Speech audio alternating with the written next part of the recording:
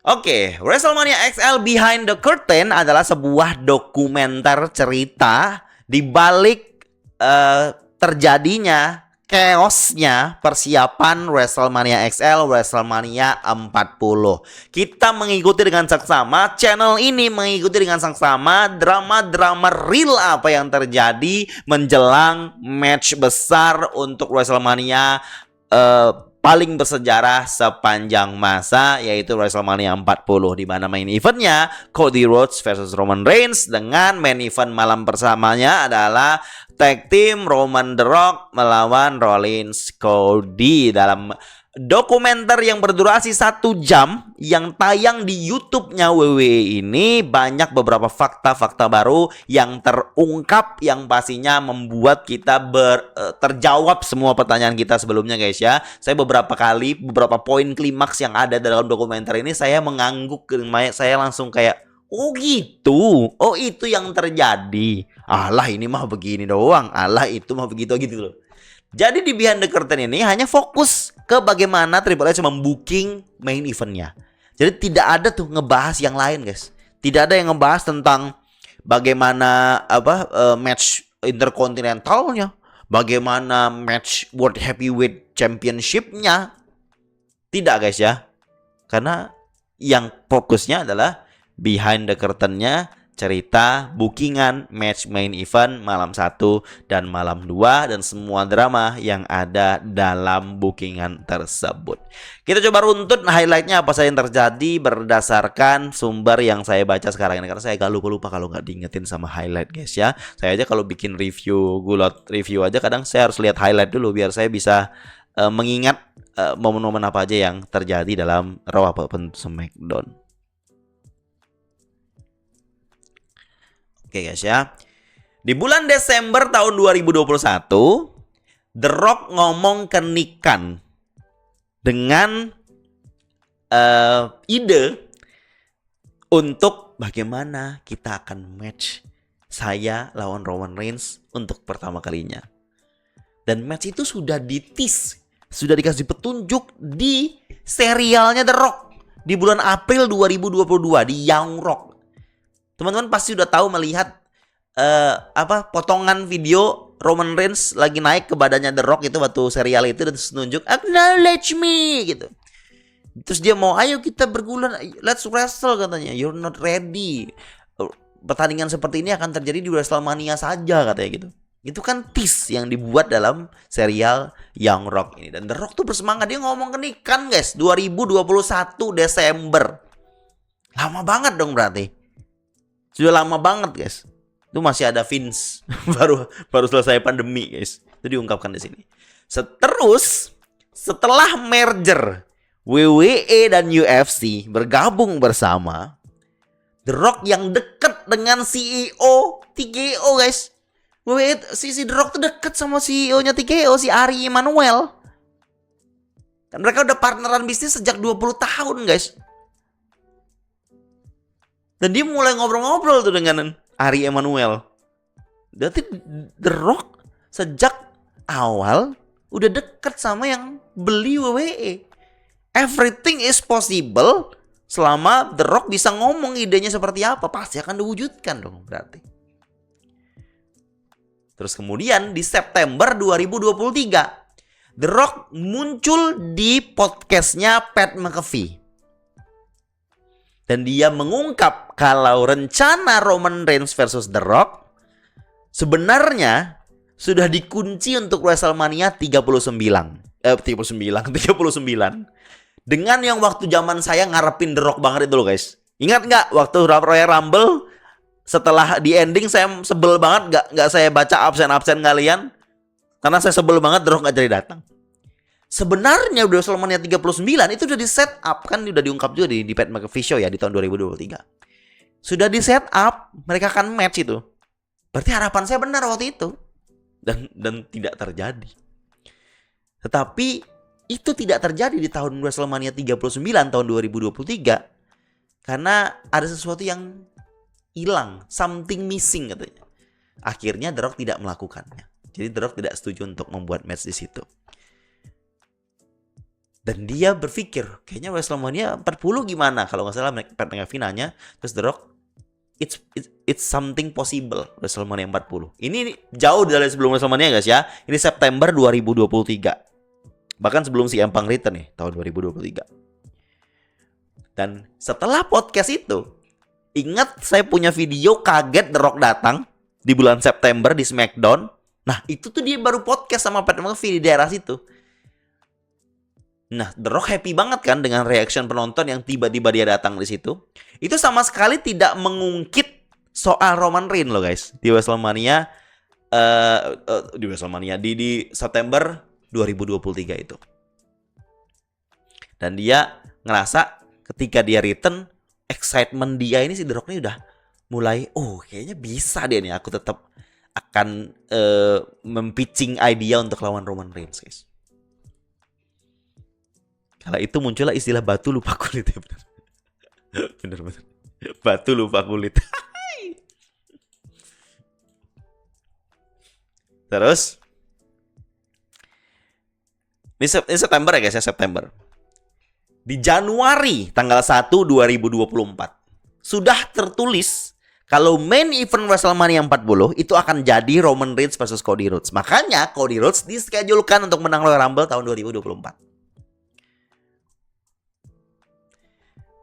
Dan The Rock direkomendasikan untuk ngetes flow, ngetes kekuatan, seberapa hype-nya kalau dia nyenggol Roman Reigns. Makanya The Rock muncul di Day 1 Monday Night Raw. Episode Day 1-nya. Tanggal 1 Januari itu. Disitulah dia mulai mention.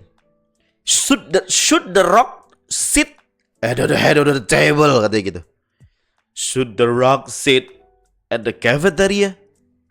Or should The Rock sit at the head of the table? Nah, itu pertama kali di-mention tuh. Penonton excited. Disitulah titik di mana The Rock yakin. Main event WrestleMania, ambil dari Cody. Di situ poinnya guys. Salah siapa? Salah semua penonton yang excited pada saat itu. Tapi salah kita, ya memang kita selalu akan excited kalau seorang legend pengen match guys ya. Kita pengen match Roman Reigns dan The Rock itu setelah 1 tahun yang lalu. Sejak 1 tahun yang lalu. Cuma The Rock ini gebleknya, dia ngetesnya maunya pada saat orang sudah excited Cody akan lawan Roman. Dan The Rock menganggap Cody versus Roman cukup lemah untuk main event WrestleMania. Dengan reaction penonton seperti itu, jadinya The Rock semakin yakin untuk ngungkapin kalau dia semangat untuk lawan Roman Reigns first time ever di WrestleMania 40. It's gonna be the biggest main event WrestleMania of all time. Rencana Cody dan Roman jadinya tersingkirkan karena The Rock getting excited to face Roman because of that reaction. Gara-gara reaction itu guys.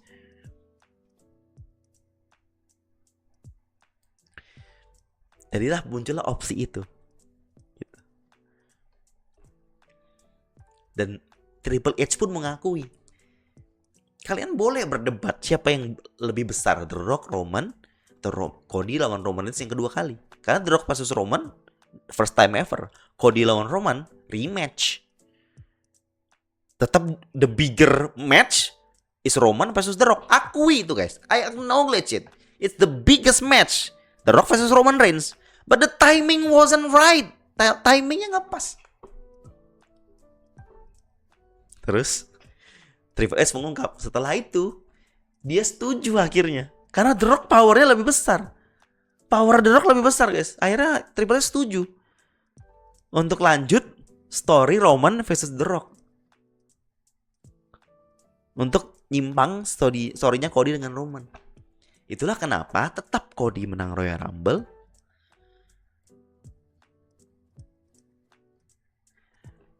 Dan apa namanya? The Rock versus Romannya tetap jadi schedule-nya. Ini jadi hal yang bisa dimanfaatkan soalnya WWE punya 2 main event, 2 malam WrestleMania. Itu jadi kemungkinannya cukup besar. Makanya setelah itu Seth Rollins mencoba untuk nantang Cody kan waktu itu di Raw. Terus akhirnya Cody masih mikir mau lawan Rollins yang Workhorse Champion. Tapi tetap dalam lubuk hatinya dia masih ingin menang WWE Champion. Yang punyanya Dusty. Yang memang mimpinya Dusty Rhodes. WWE Champion. It's not World Heavyweight. It's WWE Champion. Pas di SmackDown dia langsung bilang kalau I challenge you. I won that title. But not at WrestleMania. Terus saya konseling sama seseorang yang kau kenal. The Rock keluar. The Rock face to face dengan Roman. The Rock semangat loh malam itu guys. Lihat ada di backstage, dia semangat banget itu. Dia nggak tahu Cody murung habis itu. Dia masuk ke busnya, si Cody masuk ke busnya, murung Cody guys. Gimana sih? Sesuatu yang dia udah persiapkan 2 tahun. Udah ngomong-ngomong 2 tahun mau bisa dapat momentumnya finish the story. Setahun lamanya dia nunggu melawan Roman Reigns di WrestleMania 40. Tiba-tiba 1 atau 2 bulan sebelumnya disalib sama The Rock. Mikir dia di bus malam itu juga pada saat dia nyerahin spot main eventnya ke The Rock. Pusing dianya. Ngelamun gitu guys. Gak mau makan. Makanlah dulu. Makanlah sedikit. Cody diam. Saya lihat tuh. Kasihan lihat tuh. Oh gitu. Cody beneran marah ternyata. Beneran kesal. Tapi dia mau gimana lagi. Dan dia mengakui itu, yakin saya, karena The Rock versus Roman is the bigger one. The bigger match. Barulah setelah itu rame. We won Cody. The Rock dicap jelek. The Rock yang punya power. Apalagi sebelum The Rock terungkap menjadi untuk lawan Roman Reigns, dia kan masuk ke jajaran TKO. Berarti orang langsung asumsi powernya The Rock lebih besar untuk memutuskan match apa yang terjadi di main event. Makanya orang pikir The Rock nih selfish, egomaniak, bla bla bla bla bla bla gitu. Kan buruk jadi pamor The Rock di situ guys. Nama The Rock jadi buruk. Nah, di dokumenter ini konyol kalau saya bilang ya. Feeling saya dari awal ngerasa kok gini sih. Bukan yang saya discredit ya guys, bukan berpikiran negatif ya. Tapi The Rock bilang gini. Saya nggak mau fans benci saya. Saya mau yang terbaik untuk fans. Ini kurang lebih ya. Kalau jika fans tidak ingin saya menyalip seperti itu, ya udah saya ikuti mau fans. Akhirnya mereka memutuskan the plan berganti lagi menjadi Cody lawan The Rock. Cody lawan Roman. Karena The Rock care sama pilihan fans. The Rock peduli dengan para fans. Ini diungkap dalam interview itu. Saya mendengarnya mungkin oke, positive thinking, mungkin itu benar yang terjadi seperti itu. Tapi kan saya tuh udah terlanjuran pikiran negatif guys dari awal-awal The Rock nyalip itu guys. Jadi saya jadi kayak skeptis lah kalau itu memang benar itu yang terjadi. Tapi terlepas dari itu semua, akhirnya plannya diganti. Jadi dibikinlah press conference itu. Nah itu titiknya tuh. Perubahan plan lagi itu adalah terjadi di press conference WrestleMania.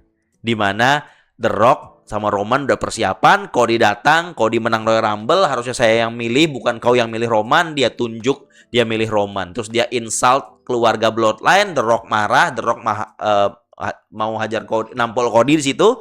Terus Cody dengan set satu pihak tuh. Nah akhirnya dibuatlah plan match tag team. Nah, setelah itu ceritanya begitu guys.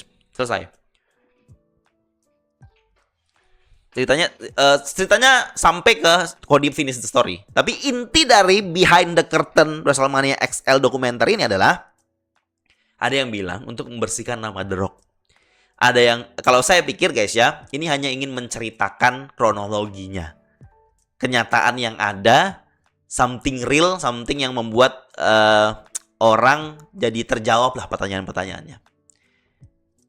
Dan diungkap juga kenapa Triple H tetap memilih Cody untuk menang Royal Rumble, padahal saat itu plannya masih Roman, padahal plannya saat itu berubah dari Roman lawan The Rock. Kenapa tetap dimenangin Cody Royal Rumble? Soalnya kalau Cody kalah di Royal Rumble itu akan merusak Cody lah ibaratnya, damage him katanya.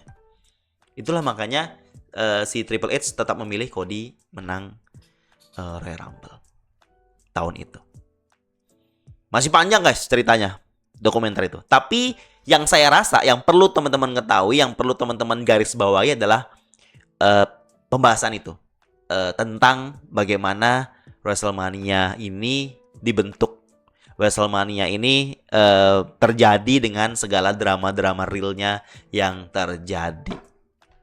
Begitu. Dan jelas setelah itu kan The Rock fokus untuk bikin ada garis kaburnya, blurred line antara storyline dan realitas. Di mana The Rock yang nyasar emaknya Cody, The Rock yang ngedarah-darahin si Cody dalam momentumnya gitu loh. Jadi kayak The Rock nginsult keluarganya Cody, Cody nginsult keluarganya The Rock, itu kan kayak WWE ngebuat sebuah garis antara realita dan kayfabe ini ngeblur gitu, berbaur jadi satu, dan itulah yang membuat WrestleMania XL ini terasa real dan excitementnya sangat tinggi sekali, excitementnya sangat besar sekali gitu.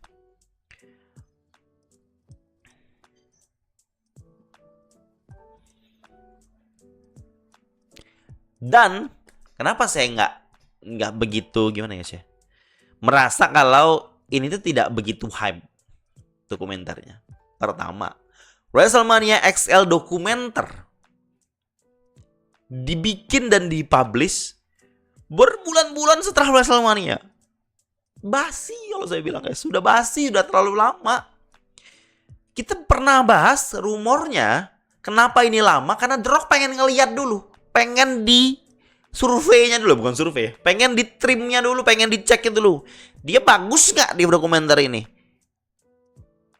Kalau kurang tambahin, kalau kebanyakan ada yang salah dipotong. Pokoknya dia mau ngecek dulu. Dia mau ngerekam dia interview juga, yang mana jadwal dia padat untuk dia dapat mungkin rekam interviewnya ataupun ngecek hasilnya, itu kan butuh waktu. Katanya yang membuat WrestleMania XL Behind the Curtain produksinya lama adalah The Rock. Katanya guys ya, saya hanya baca rumor guys. Saya nggak mau nyalahin orang, namanya suuzon itu. Saya mau ngasih tahu aja. Rumornya The Rock yang bikin ini lama. Kalau WrestleMania XL Behind the Curtain dokumenter ini keluarnya setelah Backlash, 1 bulan setelah WrestleMania lah, masih oke, masih hot, masih panas. Bisa lah ya kalau mau ngedit 1 bulan tuh masih oke lah guys ya. Kalau saya bilang, karena WWE sering tuh bikin ngedit tuh nggak lama gitu. Tapi lama banget kayak sudah hampir 4 bulan apa ya, 3 bulan. Itu saya cukup lama gitu loh, dan agak basi aja. Mungkin itu alasannya kenapa WrestleMania XL dokumentari ini tidak dimasukkan ke WWE Network, karena sebuah dokumenter buatan WWE yang sekaliber ini biasanya tuh masuknya ke WWE Network guys, bukan YouTube. Itulah mengapa dimasukin ke YouTube, karena udah terlalu lama. Jadi WWE tetap mau dapat massive reactionnya, dikasih ke YouTube. Mungkin guys ya, saya hanya bisa berasumsi. And that's it, my review, my explanation of what happened at WrestleMania XL Behind the Curtain. Jadi The Rock itu juga ini koordinasi dengan Ari Emanuel soal karakter dia, The Final Boss keluar, jadi heel dianya itu, terus entrance-nya itu. Ya dia bersemangat soal itu ya, dia konsultasi dengan Ari Emanuel. Pokoknya dia jadi jajaran TKO, dia banyak ngomong ke CEO TKO yang punya WWE. Apapun ide dia, oke silakan, oke gas, yong. Iya dong. 3 bulan. Tentang tidak jadinya kemunculan. Nggak ada guys, saya nunggu itu.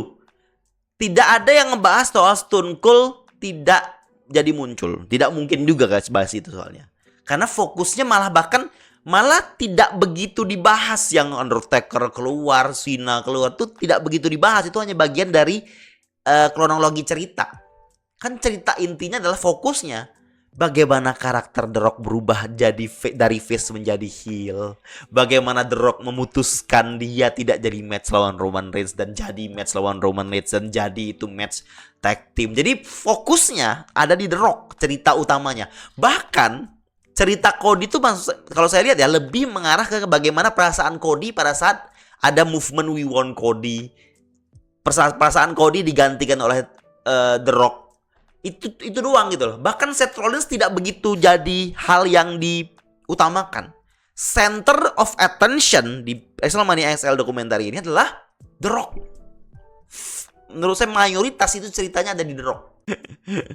Benar, begitulah dunia kerja guys. Yang kerjanya bagus kalah sama yang punya orang dalam dan menjilat bos. Bro, that happens bro. Cody orang dalamnya kurang kuat, bukan kurang kuat, kagak ada.